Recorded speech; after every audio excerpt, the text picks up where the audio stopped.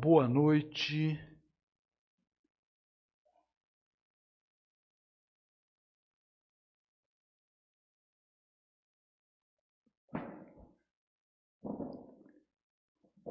Boa noite, queridos irmãos. Nesta quarta-feira gelada, nós aqui estamos na Fraternidade Luz e Fé, morrendo de saudades daquela plateia lotada, dos abraços, dos apertos de mão, dos sorrisos, das confidências, enfim. Mas valorizando, queridos irmãos, o retorno que teremos um dia, e aí nós recuperaremos cada abraço perdido com certeza. Nesta gelada noite nós conversaremos para aquecer os nossos corações sobre o Evangelho de Jesus. E o tema de hoje à noite será o egoísmo, capítulo 11 do Evangelho. Meus irmãos, você é egoísta? Eu sou egoísta? Como eu posso saber? Como eu posso corrigir este defeito moral se o tivermos? É disso que nós cuidaremos de conversar agora, meus caros. Então nós usaremos esses belíssimos livros, Palavras de Vida Eterna e o Evangelho segundo o Espiritismo. Nós buscaremos a ajuda desses dois livros. E aqui eu quero mostrar a vocês um exemplo clássico citado por todos os autores de egoísmo. Jesus o justo, ao lado de Pilatos, aquele que só fez o bem, aquele que trouxe as lições imortais da fraternidade, as lições imortais do amor, quando levado à presença do público, Pilatos lava as mãos, dizendo: não há nada de errado com ele, mesmo assim vocês querem condená-lo? Então eu lavo as minhas mãos.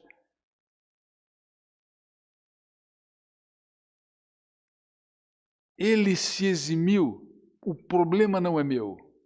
Um exemplo clássico de egoísmo, meus irmãos. E no capítulo 11 do Evangelho segundo o Espiritismo, cujo título é Amar ao próximo como a si mesmo, o maior mandamento, este é o título deste capítulo. O capítulo abre com esta passagem de Mateus: amarás a Deus e amarás teu próximo como a ti mesmo. Toda a lei e os profetas estão contidos nestes dois mandamentos. Então veja, amarás a Deus e ao teu próximo como a ti mesmo. Vejam, meus irmãos, há três partes aqui: Deus, o próximo e eu. Ou seja, entre Deus e mim, o próximo, o meu próximo. Eu não consigo chegar a Deus sem estar reconciliado, sem estar de bem com o meu próximo. Essa é a questão. E aí Jesus diz que tudo o que a lei divina ensina, tudo o que ele trouxe e está escrito nos seus evangelhos, na Boa Nova, e tudo que os profetas ensinaram, está resumido nestes dois mandamentos. É isto que ele diz. Depois, em Mateus capítulo 7, meus irmãos, Mateus explica melhor, dizendo que o amor é fazer aos homens tudo o que queirais que eles vos façam, pois é nisso que consiste a lei e os profetas. Então, Mateus explica que é fazer ao próximo aquilo que eu gostaria que ele me fizesse. Lucas já diz que tratar todos os homens como quererias que eles vos tratassem. Então vejam, este amor que Jesus se refere não é um sentimento, é uma atitude, é um comportamento.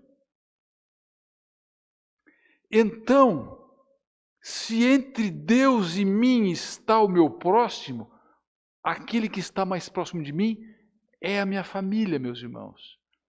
É a minha família que eu preciso, então, dar o testemunho da amorosidade, da bondade, em primeiro lugar.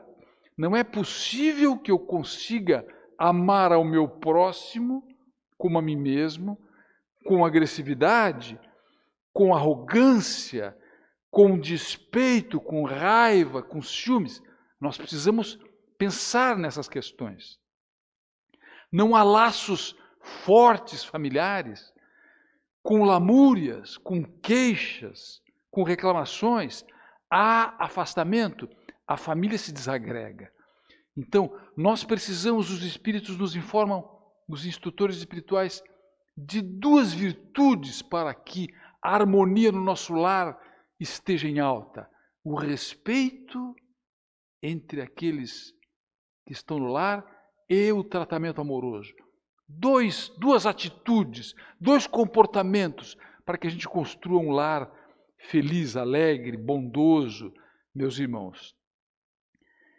Portanto, construa relações com atitudes conforme Lucas e Mateus colocam, fazer ao próximo aquilo que eu gostaria que ele me fizesse, tratar o outro assim como eu gostaria de ser tratado. Muito bem. E, ali no capítulo 11, Kardec explica da seguinte forma: com que direito exigiremos de nossos semelhantes bom procedimento, indulgência, benevolência, dedicação, se não lhes damos isso? A prática desses ensinamentos morais conduz à destruição do egoísmo. Então, Kardec nos explica, nos apresenta que o egoísmo é o contrário da benevolência, da indulgência, da dedicação que nós damos ao outro. Então, o egoísmo é o sentimento, é o defeito moral, é o vício moral para o qual todos nós cristãos devemos dirigir nossas armas, nossas forças, nossa energia, nossa coragem para combatê-lo em nós. Não no outro, em nós. Coragem porque é preciso muita coragem para vencer a si mesmo e não o outro. Eu preciso vencer as minhas más inclinações. Esta luta é minha. E que cada um empregue todos os seus esforços em combatê-los em si mesmo, recomenda Kardec, meus irmãos. Porque o egoísmo é a negação da caridade. O maior obstáculo para a felicidade dos homens. É o contrário da caridade. Bem, vamos buscar ajuda, meus irmãos, neste livro, neste belíssimo livro, Palavras da Vida Eterna, de Francisco Cândido Xavier, com Emmanuel. O capítulo 32, ele comenta uma passagem do apóstolo Paulo: o amor tudo sofre. Aqui nós veremos um conceito de egoísmo que vai clarear esse entendimento para todos. Lá, nesta passagem de Paulo, ele diz que o amor tudo tolera, tudo crê, tudo espera, tudo sofre. O amor tudo tolera, tudo crê, tudo espera, tudo sofre nessa carta de Paulo aos Coríntios. Meus irmãos, as cartas de Paulo foram inspiradas diretamente por Jesus. Isso está no livro Paulo e Estevão. Então, quando nós lemos as cartas de Paulo, é Jesus falando. E neste livro, meus irmãos, Palavras de Vida Eterna, no capítulo 32, Emmanuel começa assim: o noticiário terrestre reporta-se diariamente a desvarios cometidos em nome do amor. Desvarios cometidos em nome do amor. Loucuras, delírios. Homicídios são cometidos publicamente em nome do amor.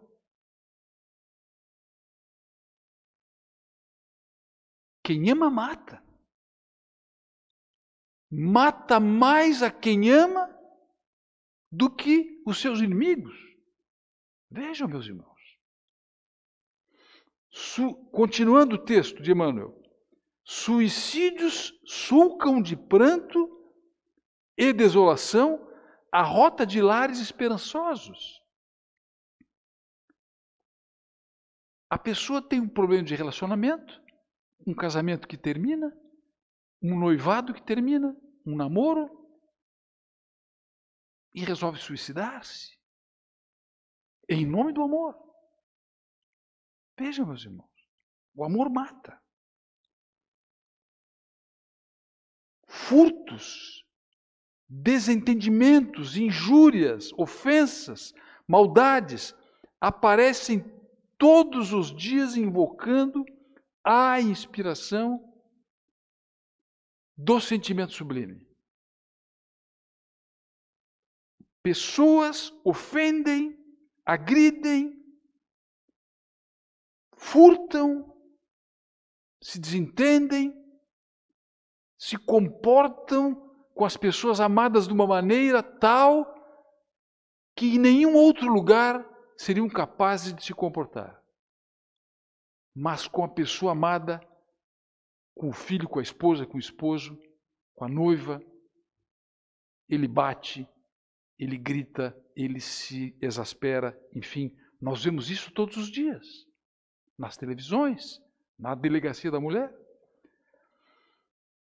Mulheres, homens dignos, jovens e crianças infelizes, em toda parte sofrem abandono. Abandono e aflição sob a legenda celeste.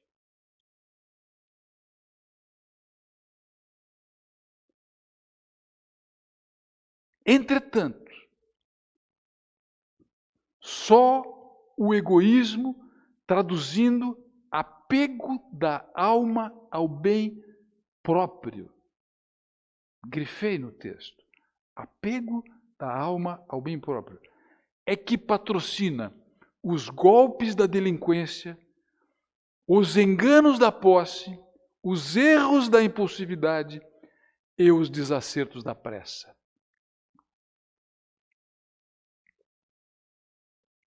Vejam a definição de egoísmo que traz Emmanuel.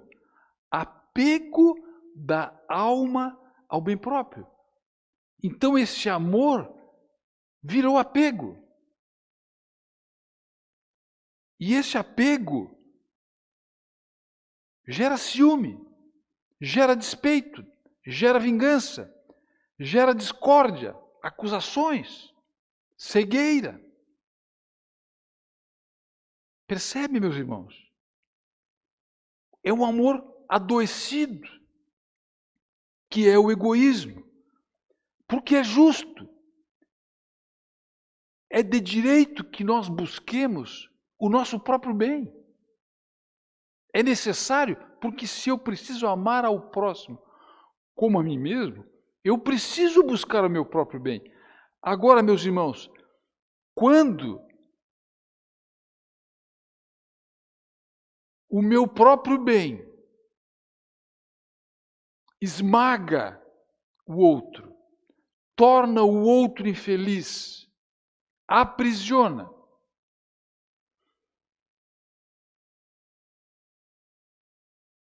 então para eu ser feliz, o outro deverá ser infeliz. Isto não é amor, é egoísmo. Então eu mato por egoísmo. Eu não mato por amor. Eu mato por egoísmo. Eu suicido por egoísmo, meus irmãos, não é por amor. Eu suicido por egoísmo. Eu ofendo por egoísmo. Eu me vingo por egoísmo. O apego é exatamente o oposto do amor. Porque o amor diz, quero que sejas feliz. E o apego diz, quero que me faças feliz. Percebem? Esse é o ponto. Então, o apego da alma ao bem próprio, aquele momento que eu quero, a qualquer custo, ser feliz, mesmo que o outro não seja feliz, mesmo que o outro não possa ser feliz, onde eu aprisiono, eu algemo. Isto é egoísmo, meus irmãos. E no Livro dos Espíritos, na questão 913, Kardec pergunta para o Espírito de verdade, dentre os vícios, qual o que se pode considerar o mais radical? E o Espírito de verdade responde com firmeza, temo-lo dito muitas vezes, o egoísmo, daí resulta todo o mal. E continua, estudai todos os vícios e vereis que no fundo de todos há egoísmo.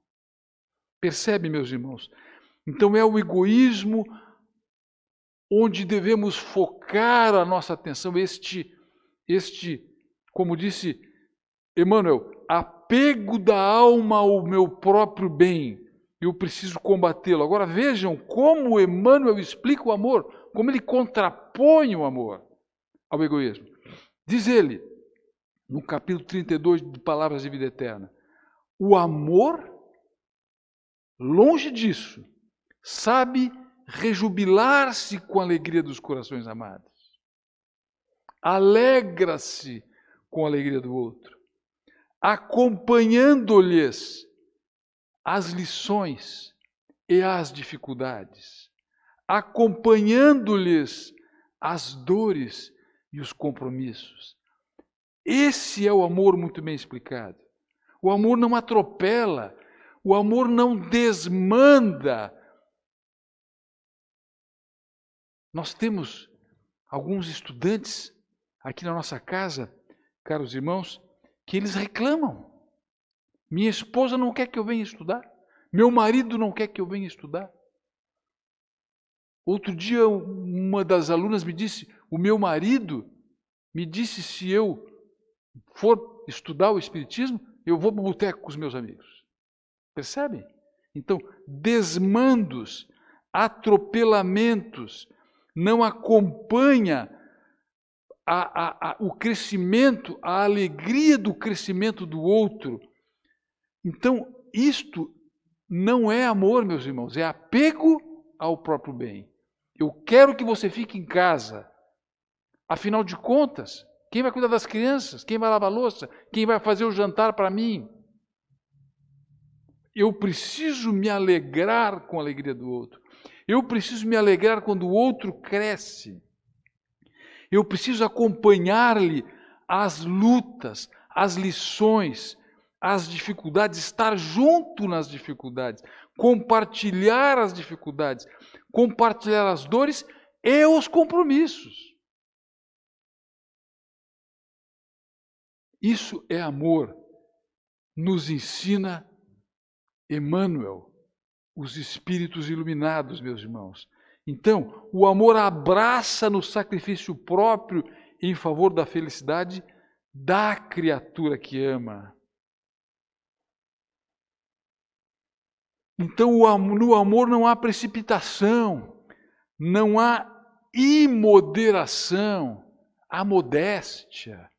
Lembrando Paulo, o amor tudo sofre, tudo espera, tudo crê. Não é verdade, meus irmãos? Tudo sofre, acompanha, vai junto. Este é o ponto, meus queridos irmãos.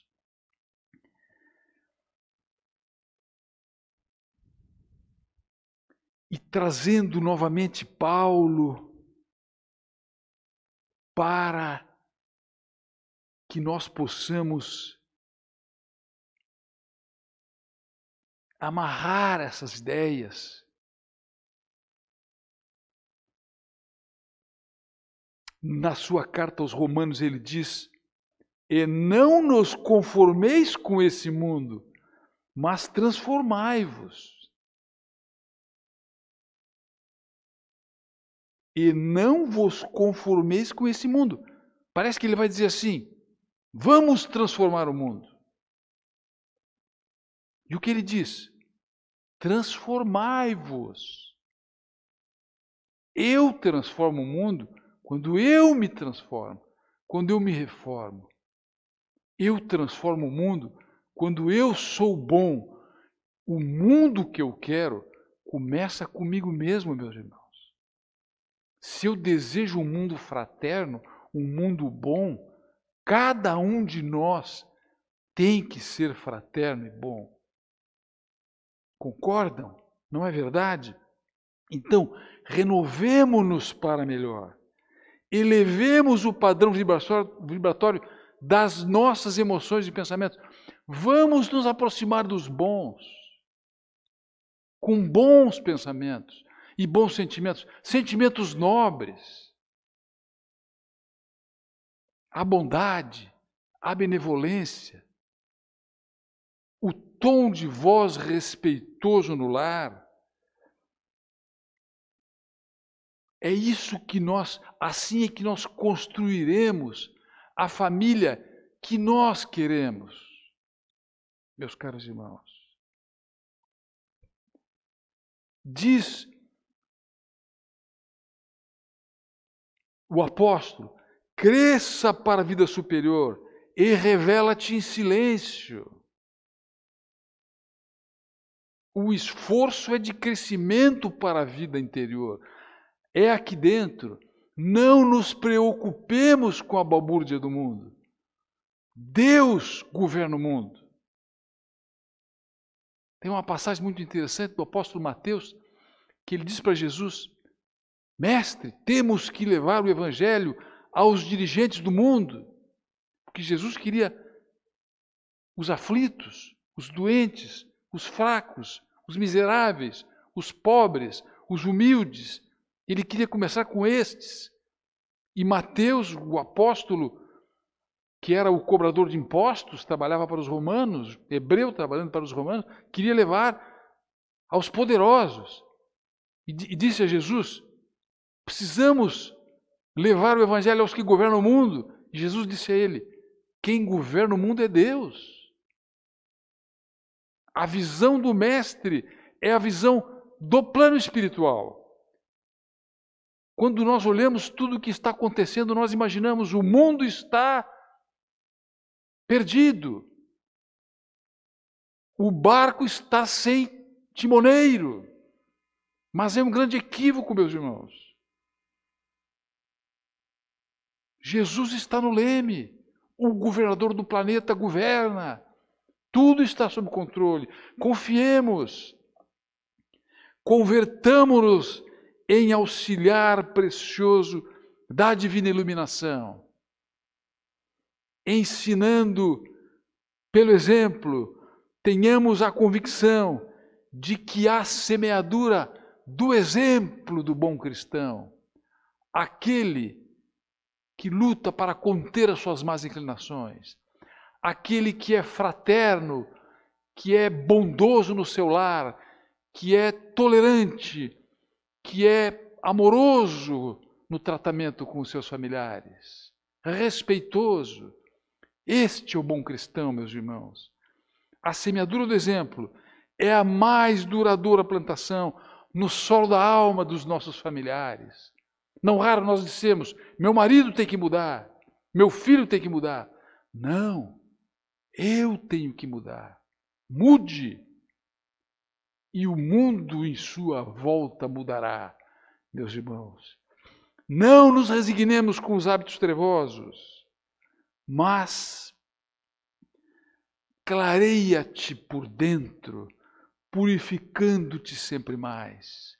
Isso é o que recomendam os amigos espirituais para todos nós. Que a tua presença, meu irmão, onde quer que você esteja, irradie em favor do outro a mensagem inquestionável do amor, o perdão, o respeito, a benevolência. Assim é que nós construiremos a família que nós desejamos, combatendo em nós o egoísmo. Porque lembrando Paulo, e aqui nós concluímos, o amor tudo sofre, o amor tudo espera, o amor tudo crê. Queridos irmãos, assim seja. Tenham todos uma excelente noite. E o abraço aqui dos irmãos da fraternidade, assim seja.